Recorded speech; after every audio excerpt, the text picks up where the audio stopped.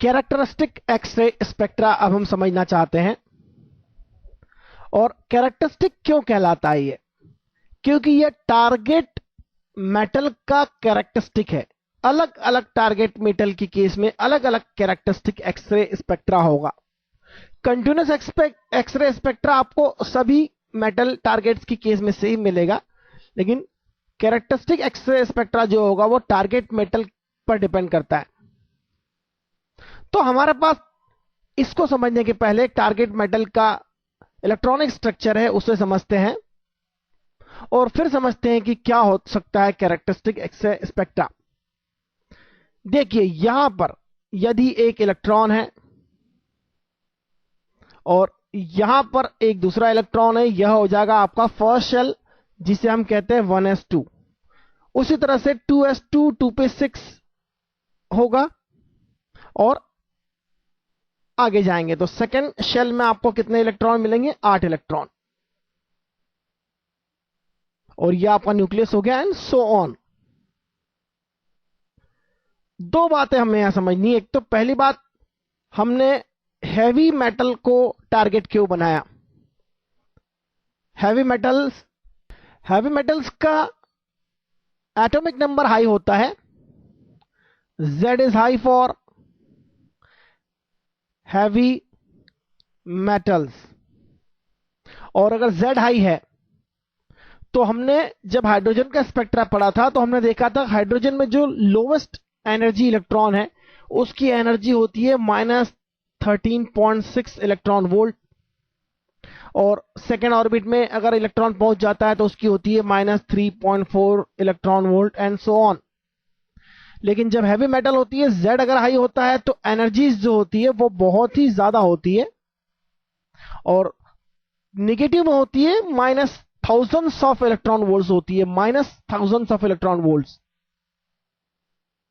क्योंकि यह एनर्जी जो है हमने देखा था En जो है प्रोपोर्शनल टू Z² होता है एक हाइड्रोजन लाइक एटम्स के लिए। लेकिन बहुत हैवी एटम्स में यह अप्रोक्सीमेटली प्रोपोर्शनल टू Z² और दूसरे फैक्टर्स पर भी डिपेंड करता है। लेकिन हम थोड़ी देर के लिए इसे अगर ट्रू लेते हैं तो इस बात को समझना आसान है कि इस इलेक्ट्रॉन की बाइंडिंग एनर्जी निगेटिव में होगी, इस इलेक्ट्रॉन की बाइंडिंग एनर्जी निगेटिव में होगी।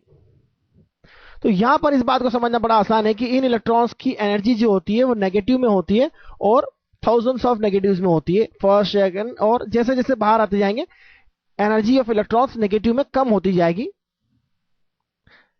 और अब जब बाहरी इलेक्ट्रॉन आके स्ट्राइक करता है, एक्सेलरेटेड इलेक्ट्रॉन आके स्ट्राइक करता है, तो एक्सरे क्यों प्रोड्यूस होता है?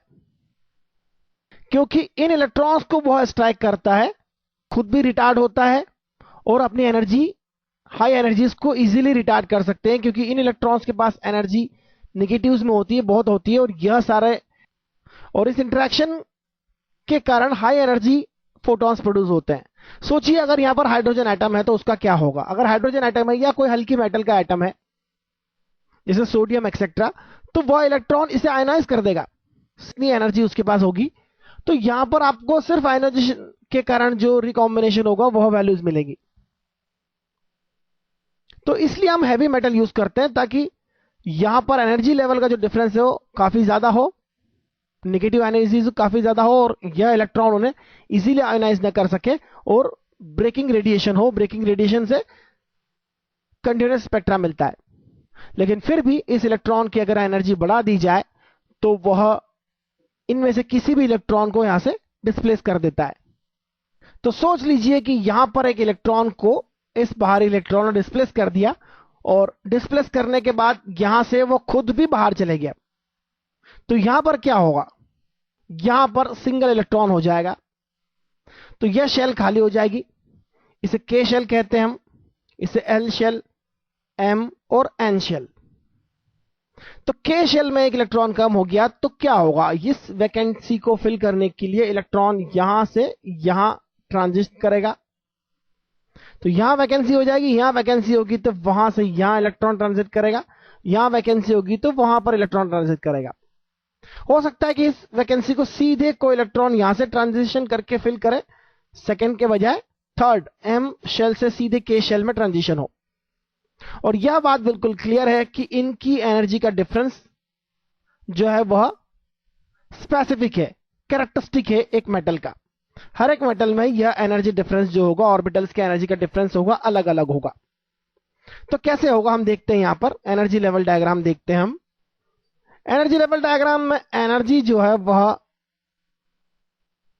इस डायरेक्शन में इंक्रीज हो रही है और यह ग्राउंड स्टेट है।